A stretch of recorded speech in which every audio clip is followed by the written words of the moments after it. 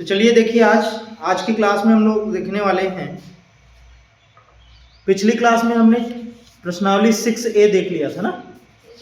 6A के सभी सवाल हो गए थे और आज त्रिभुजों की समरूपता पर आधारित पहला प्रमेय, जिसको हम बोलते हैं आधारभूत आनुपातिक प्रमेय, का नाम है थेल्स प्रमेय। थेल्स प्रमेय का नाम आधारभूत आनुपातिक प्रमेय। इस पर हम बात करेंगे कि ये क्या चीज होता है और किस कंडीशन में ये लगेगा। तो सबसे पहले हम ये देखते हैं कि ये प्रमेय है क्या चीज। आज हम सीखने वाले हैं थेल्स प्रमेय।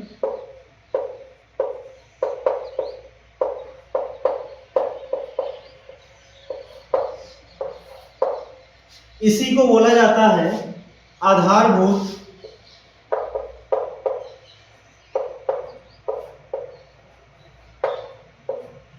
आनुपातिक प्रमेय। आधारभूत आनुपातिक प्रमेय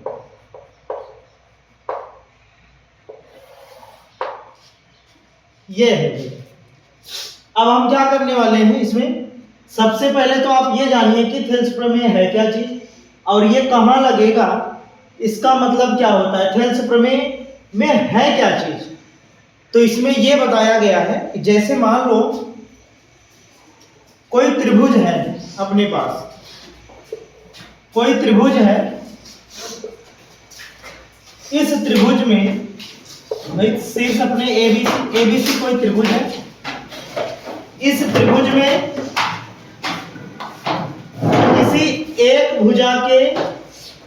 किसी एक भुजा के समांतर,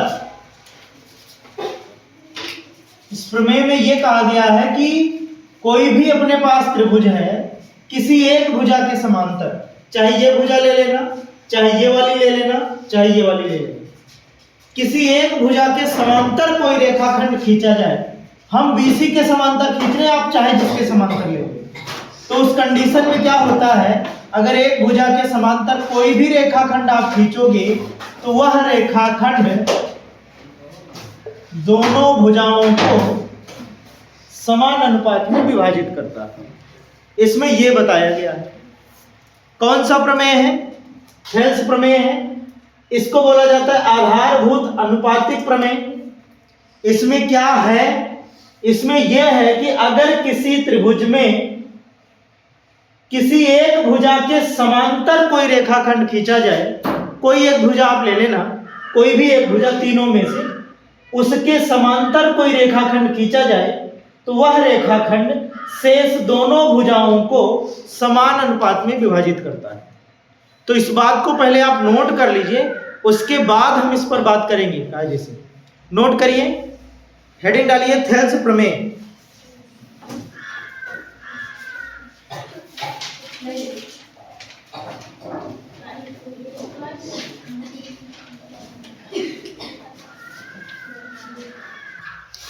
देखिए भाई, थेल्स प्रमेय यह कहता है कि आप कोई भी एक त्रिभुज ले लेना, रटना नहीं है आपको बिल्कुल। इधर देखिए, चित्र में आप देखेंगे तो आपको याद हो जाएगा तुरंत।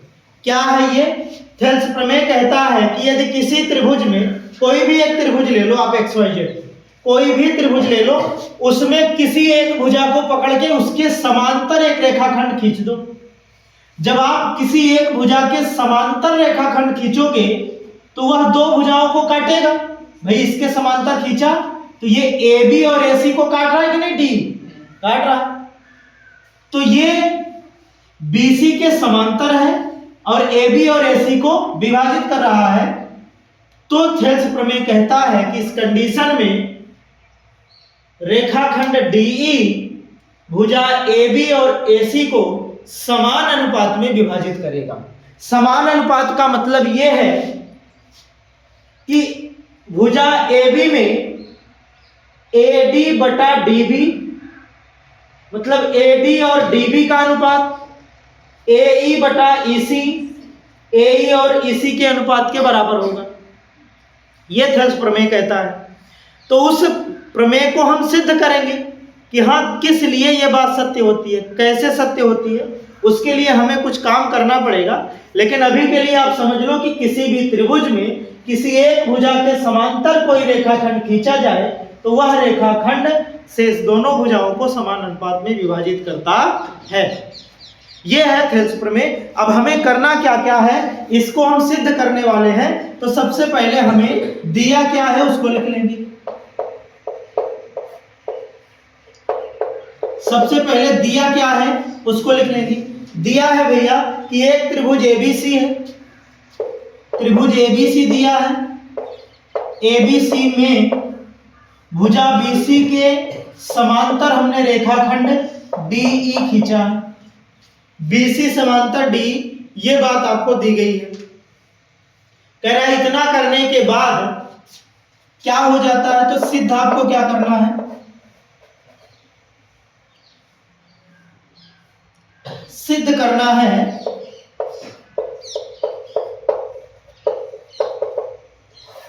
क्या सिद्ध करना है कि AD बटा DB, AD बटा DB बराबर होना चाहिए। भाई समानुपातिक, समानुपातिक का मतलब दोनों का अनुपात बराबर।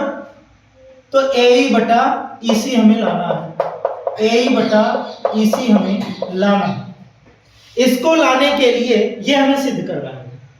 अगर इतना आ जाता है तो हम कहेंगे कि जो थेल्स प्रमेय है वो सत्य है। उसको लाने के लिए हम कुछ काम करने वाले हैं। काम क्या करेंगे, सबसे पहले एक रचना आप यहां करिए कि त्रिभुज ADE, त्रिभुज ADE में शीर्ष D से एक लंब खींच दो। इधर यहां हमने DF एक लंब खींच दिया और शीर्ष E से भी इस भुजा पर एक लंब खींच दो। ये लंब हमने खींच दिया EG।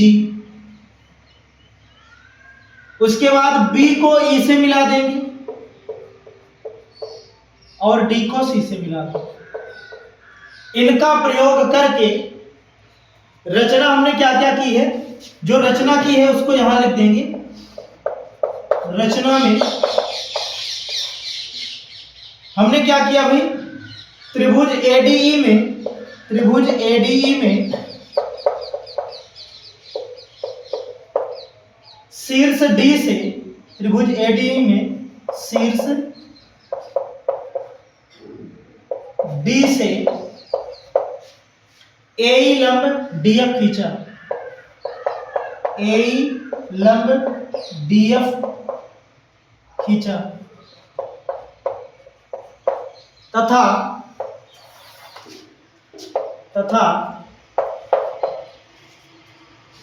शीर्ष E से AD लंब G खींचा। शीर्ष E से AD लंब कौन है भाई, GE, GE खींचा। ये हमने रचना कर दी। अभी तक हमने क्या किया है, हम क्या सिद्ध कर रहे हैं, थेल्स प्रमेय। बहुत ही इंपॉर्टेंट प्रमेय है, हर जगह लगभग इसका यूज होता है, आप ये मान के चलना। बहुत इंपॉर्टेंट प्रमेय है। एक बार आप समझ लीजिए, पूरी कहानी इस चित्र से तैयार हो जाती है।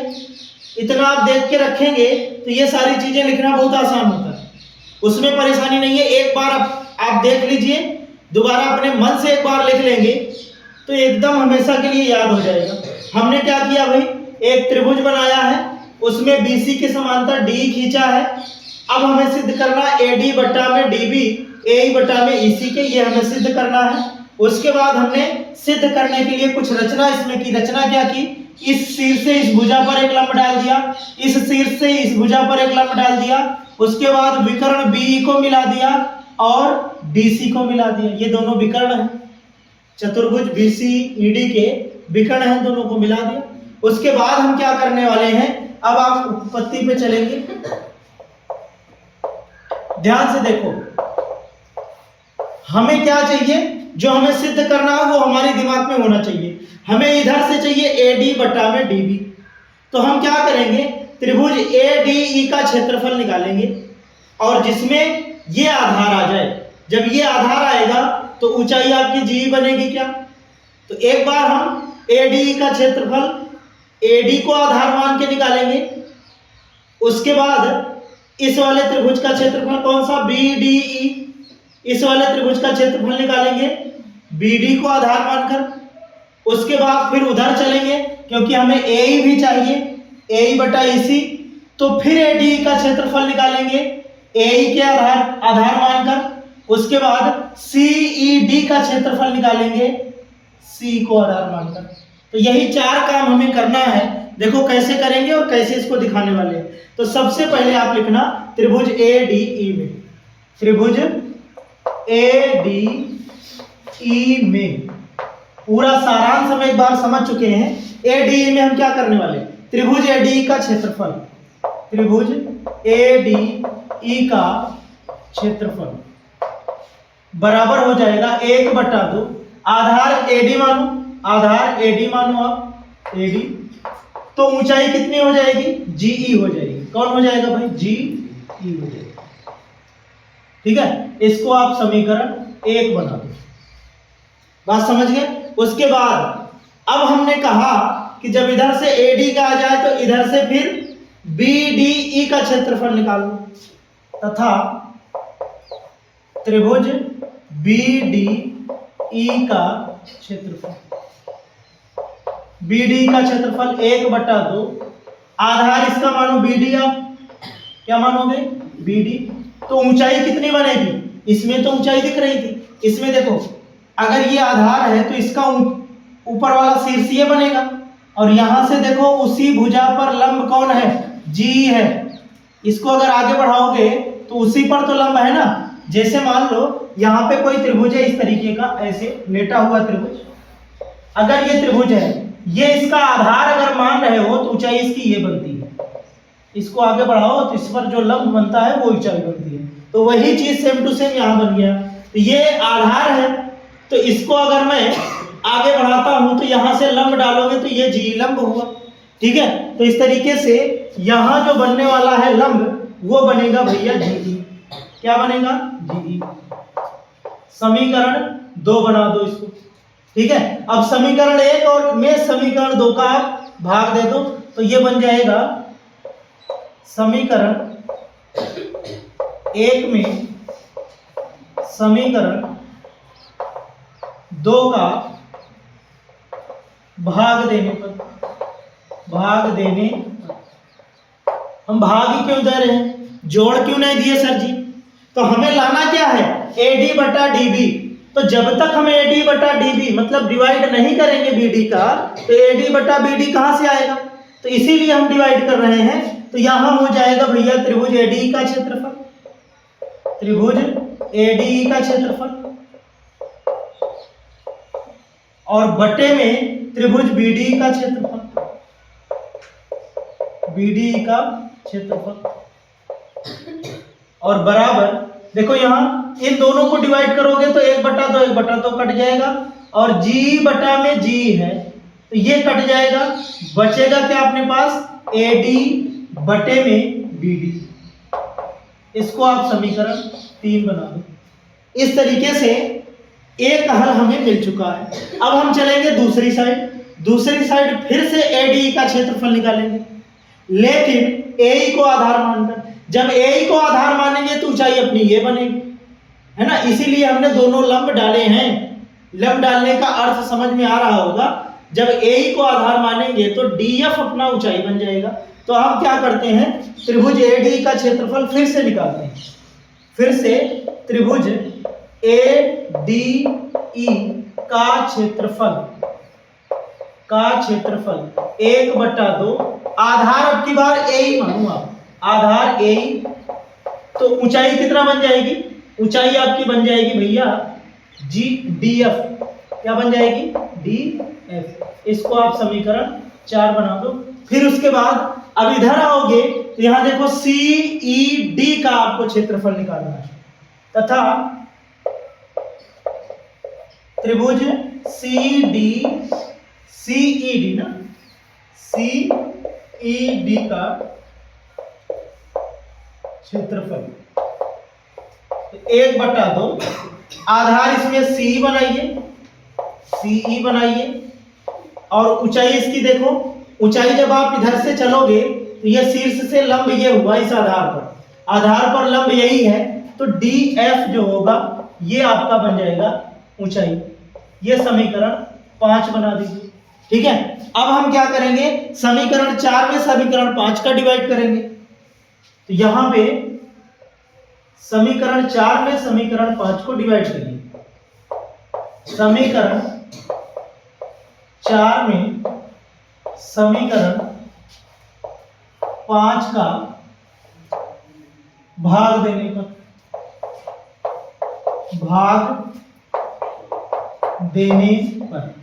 जब भाग देंगे तो क्या बनने वाला है, ADE का क्षेत्रफल, त्रिभुज ADE का क्षेत्रफल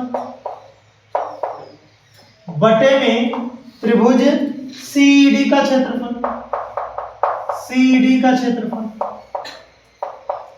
बराबर हो जाएगा। यहां भी आप यही देखोगे कि 1/2 से 1/2 कटेगा, DF से DF कटेगा, AE बटा CE आ गया, AE बटा क्या आ गया, AE बटा CE आपका आ गया, AE बटा CE। समीकरण 5 बन चुका है, समीकरण 6 बना दीजिए। अब आप गौर से देखेंगे कि समीकरण 3 और समीकरण 6 इन दोनों को ध्यान से देखो। बायां पक्ष इसका बराबर आ जाए, अगर बायां पक्ष बराबर आ जाए दोनों का, तो दाहिना पक्ष हम बराबर दिखा सकते हैं। तो बायां पक्ष बराबर कैसे आएगा, देखो ऊपर वाला ADE का क्षेत्रफल, ADE का क्षेत्रफल सेम है, नीचे वाला क्या है भाई, BDE का क्षेत्रफल, और इधर क्या है, CED का क्षेत्रफल। तो यहां देखो BDE CED, BDE CED, अगर आप ध्यान से देखो तो ये दोनों त्रिभुज दो समांतर रेखाओं के बीच स्थित हैं, बने हुए हैं, और दूसरी बात एक ही आधार पर बने हुए हैं। ध्यान से देखोगे तो इधर से देखो BDE, DE सेम आया, और इधर से देखोगे तो CED, इसमें भी DE आया। मतलब एक आधार है और दो समांतर रेखाओं के बीच बने त्रिभुज हैं, तो इनका क्षेत्रफल बराबर होगा। क्षेत्रफल क्या होगा, बराबर होगा। तो यहां आपको लिखना है, क्योंकि त्रिभुज BDE तथा त्रिभुज CED दो समांतर रेखा के बीच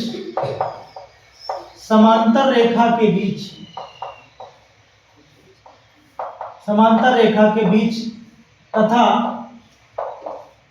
एक ही आधार पर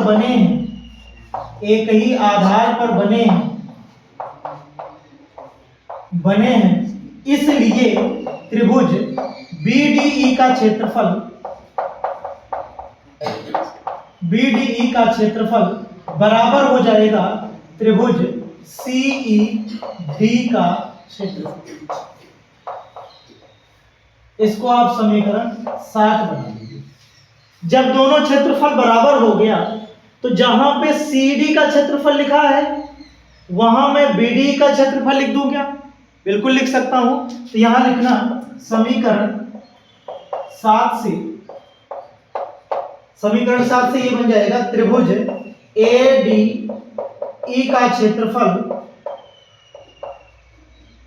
बटे में जहां CED का है वहां मैं BDE का कर दे रहा हूं, तो BDE का क्षेत्रफल, भाई दोनों क्षेत्रफल अगर बराबर हैं तो कितना हो जाएगा, ये AE बटे में C। अब ये समीकरण 8 बना दो। समीकरण 8 और समीकरण 3 से देख लो आप बायां पक्ष अब आपको बराबर दिखने लगा है। हमें यह पता नहीं था कि CED का क्षेत्रफल और BDE का क्षेत्रफल क्या बराबर है कि नहीं है।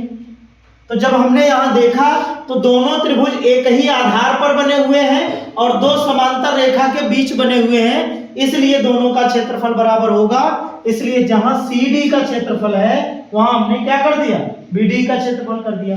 और समीकरण 3 और 8 से स्पष्ट है कि बायां पक्ष बराबर है तो दाहिना पक्ष बराबर होगा। तो यहां आपको लिखना है समीकरण 3 और समीकरण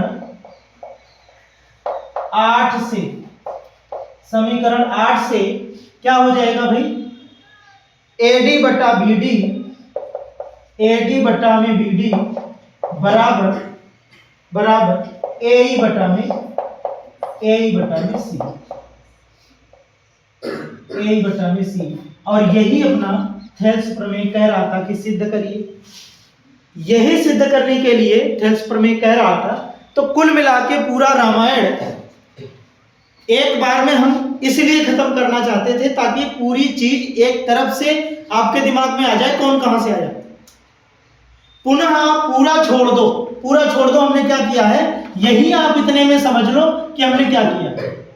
हमने एक बार किया ADE का क्षेत्रफल, ऊपर वाले त्रिभुज का क्षेत्रफल एक बार निकाला AD को आधार मानकर। जब AD को आधार मान के निकाला तो ऊंचाई इसकी G बन गई।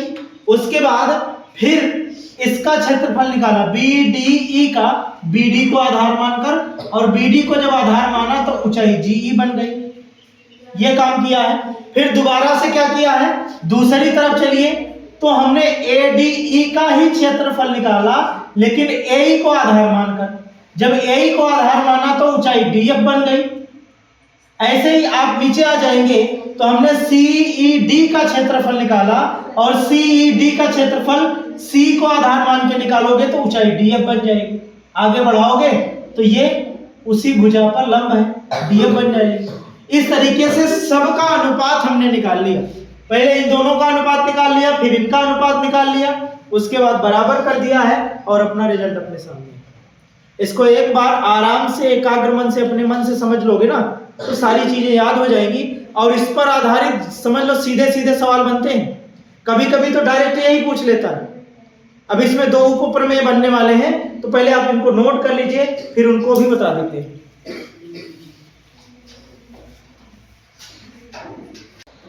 ये बात हमने सिद्ध कर लिया है और क्या क्या संभावना बन सकती है इसमें उसको हम देखने वाले हैं। अब जैसे इसी के दोनों पक्षों में आप क्या कर दो, एक जोड़ दो। तो यहां लिख देना दोनों पक्षों में एक जोड़ने पर जब दोनों तरफ एक जोड़ोगे तो ये बन जाएगा AD बटे में DB +1 और यहां हो जाएगा AE बटे में EC +1।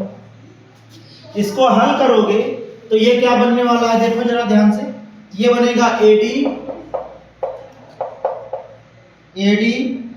और यहां देखो DB का 1 में जब गुणा करेंगे तो AD + DB हो जाएगा, AD + DB हो जाएगा, AD + DB अपान में DB बराबर इधर हो जाएगा AE + EC अपान में EC। ठीक है। अब उसके बाद देखो जरा AD और DB जब जोड़ोगे तो AB बनेगा। तो यहां हो जाएगा AB बटे में DB बराबर AE और EC को हम AC कहेंगे, AC बटे में EC। ये इसका थेल्स प्रमेय का उप प्रमेय आ गया। देखो थेल्स प्रमेय में चित्र में हम समझेंगे। थेल्स प्रमेय में ऊपर वाला हिस्सा बटे में नीचे वाला हिस्सा, AD बटा में DB AE बटा में EC होता है। ये थेल्स प्रमेय है मुख्य वाला। उप प्रमेय क्या कहता है कि बड़ी वाली भुजा मतलब AB बटे में नीचे की छोटी भुजा, ऐसे इधर AC बटे में नीचे की छोटी भुजा का अनुपात भी बराबर होता है। यह थेल्स प्रमेय का उप प्रमेय माना जाता है। और दूसरी बात क्या करेंगे, इसी को हम क्या करते हैं, ये जो है थेल्स प्रमेय इसको पलट दो, इसको क्या करो पलट दो। तो थेल्स प्रमेय को जब पलट के हम लिखेंगे, थेल्स प्रमेय को पलट के लिखिए जरा। तो तो ये क्या बनता है, डीबी बटा एडी, डीबी बटा एडी बराबर में ईसी बटा में ए, ईसी बटा में ए। पलट दिया, पलटने के बाद आप एक जोड़ दीजिए, तो इधर +1 कर देंगे, इधर भी +1 कर देंगे। इसको हल करोगे तो क्या बनने वाला है, डीबी प्लस एडी बटा में एडी बराबर ईसी प्लस एई बटा में एई। अब डीबी एडी मिलके कितना हो जाएगा, डीबी एडी मिल करके ए बी हो जाएगा, ए बी बटा में एडी और बराबर एसी बटा में ए। अब इनको सीधा कर दीजिए, आप सीधा कर दीजिए या फिर ऐसे रहने दीजिए। अब इसमें जो निकल के आया है ये बात जो निकल के आई है, ये भी इसका उपप्रमेय सेकंड वाला है। मतलब थेल्स प्रमेय एक तो मुख्य में ऊपर वाला हिस्सा बटे में नीचे वाला हिस्सा, ऊपर वाला हिस्सा बटे में नीचे वाला हिस्सा, ये होता है। लेकिन इसके उपप्रमेय में बड़ा वाला हिस्सा बटे में नीचे वाला हिस्सा, इधर बड़ा वाला हिस्सा बटे में नीचे वाला हिस्सा। दूसरा उपप्रमेय क्या कहता है, बड़ा वाला हिस्सा बटे में ऊपर वाला हिस्सा। अभी नीचे वाला था, अब ऊपर वाला है। देखो, बड़ा वाला हिस्सा बटे में ऊपर वाला हिस्सा, फिर इधर भी बड़ा वाला हिस्सा बटे में ऊपर वाला हिस्सा। तो ये बन गया आपका 2 उपप्रमेय और 1 थेल्स का प्रमेय। तो यहां तक आप कर लिए थे, इसको भी आप नोट कर लीजिए। फिर इस पर सवाल कैसे बनते हैं, बहुत ही लॉजिकल सवाल होते हैं, आराम से आप लगाओगे। बस फर्क इतना है कि समझने की देरी है। तो इतनी बात आप और नोट कर लीजिए उसके आगे, उसके बाद में आगे बढ़ते कर लीजिए इसको। अब आगे अगला जो प्रमेय है अपना नेक्स्ट है थेल्स प्रमेय का विलोम प्रमेय है। उसमें क्या है उसको आप लिख लीजिए, उसके बाद हम आपको बताते हैं। थेल्स प्रमेय का विलोम प्रमेय कहता है कि किसी त्रिभुज में अगर कोई रेखाखंड 2 भुजाओं को समान अनुपात में काटे तो वह तीसरी भुजा के समांतर होता है। पहले आप थेल्स प्रमेय को अपने दिमाग में रखिए। थेल्स प्रमेय में कहता है कि कोई त्रिभुज है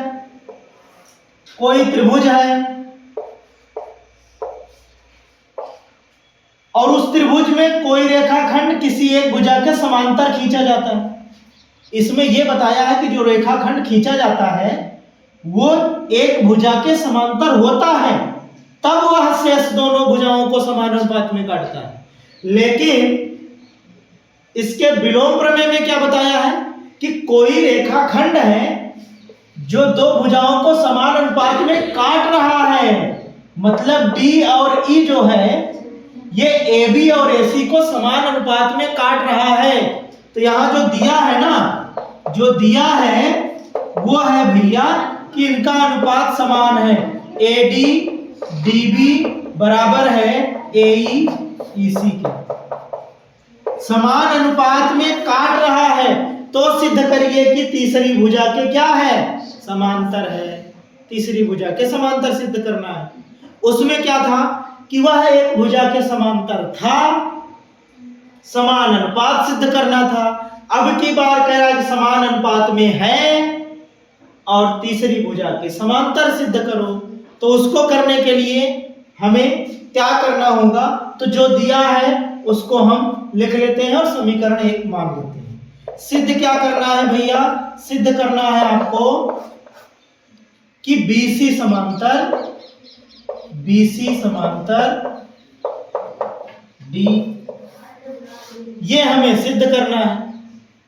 और ये चीज थेल्स प्रमेय में दिया गया था, अगर आपको याद हो तो ये चीज दिया में लिखा था हमने, लेकिन यहां मैंने इसको सिद्ध करना में लिखा है।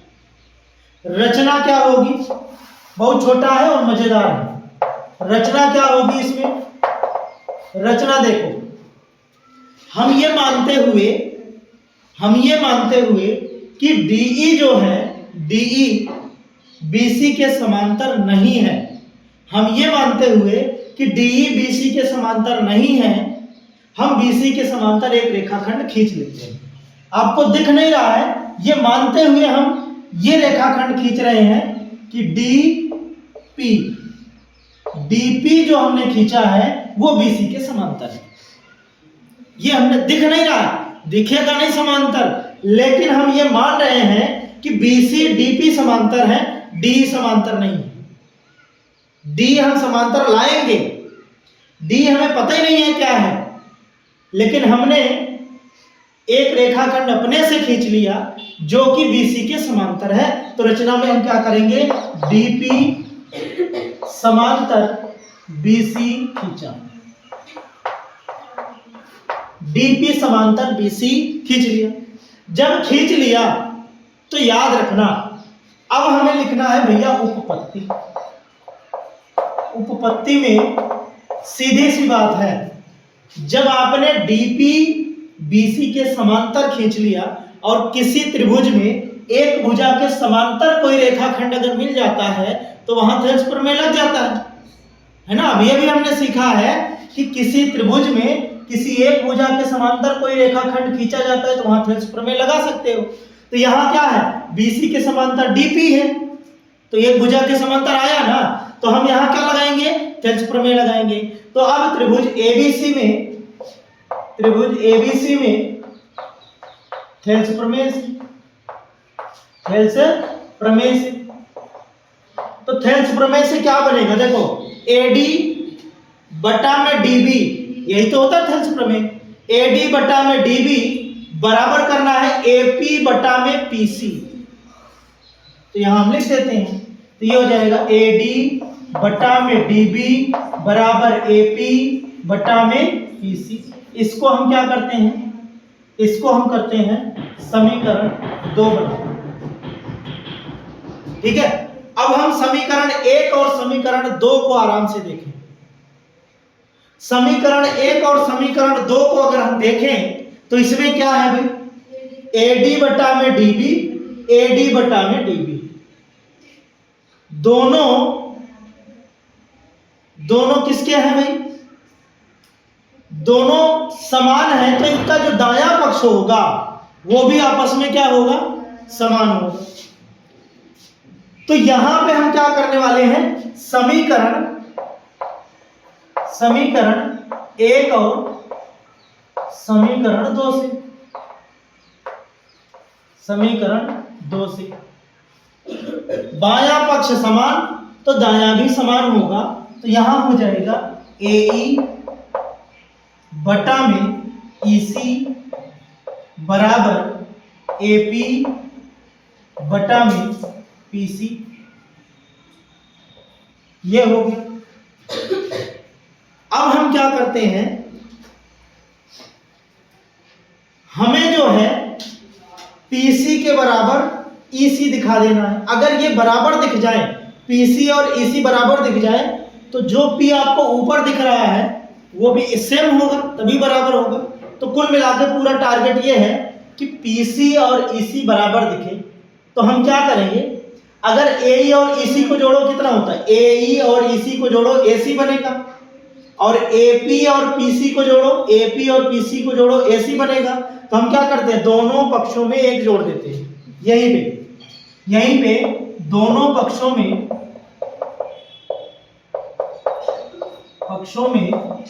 एक जोड़ने पर देखो अभी क्या निकल के आता है वो आपको अच्छा लगेगा। तो यहां हम करेंगे ए बटे में ईसी प्लस 1 बराबर एपी बटे में पीसी प्लस 1। हल करिए इसको, तो ये हो जाएगा एई प्लस ईसी बटे में ईसी बराबर एपी प्लस पीसी बटे में पीसी। अब एई और ईसी मिलकर के एसी बन जाएगा, एई और ईसी मिलकर के क्या बन जाएगा, एसी बन जाएगा। तो ऊपर हो गया एसी बटे में ईसी, यहां भी ऊपर हो जाएगा एपी और पीसी मिलकर के एसी बना देंगे बटे में पीसी। ऊपर का समान हमें करना था, हमने समान कर दिया। और समान करने के बाद AC से AC कट जाएगा तो आपको एक चीज दिख रहा है, EC बराबर PC दिखा कि नहीं दिखा? EC बराबर PC दिखा कि नहीं दिखा? समीकरण 3 बन गया। और समीकरण 3 से आप देख लो, अगर EC के बराबर PC हो जाए, EC के बराबर क्या हो जाए? PC हो जाए, इसका मतलब यह है कि बिंदु P वहां नहीं है, बिंदु E पर है, तभी दोनों बराबर होंगे ना। हमने क्या माना था? अलग अलग माना था, लेकिन हल करने के बाद क्या आया? दोनों सेम आए। P और E अगर सेम हो गए तो आपको पता है हमने DP को क्या माना है? DP को BC के समांतर माना है, माना है कि नहीं माना? अब PE बन गया तो DE जो है BC के समांतर हो जाएगा, सीधी सी बात है, एकदम लॉजिकल। आप इसमें ध्यान से देखोगे, जब EC के बराबर PC आ गया तो हम यहां लिखेंगे अतः समीकरण 3 से, अतः समीकरण 3 से, अतः समीकरण 3 से क्या समीकरण 3 से निकला भाई? बिंदु P और E अलग अलग नहीं है बल्कि एक ही है। बिंदु समीकरण 3 से ना लिखना, इसमें लिखो अतः समीकरण 3 तभी संभव है, तभी संभव है, संभव है जब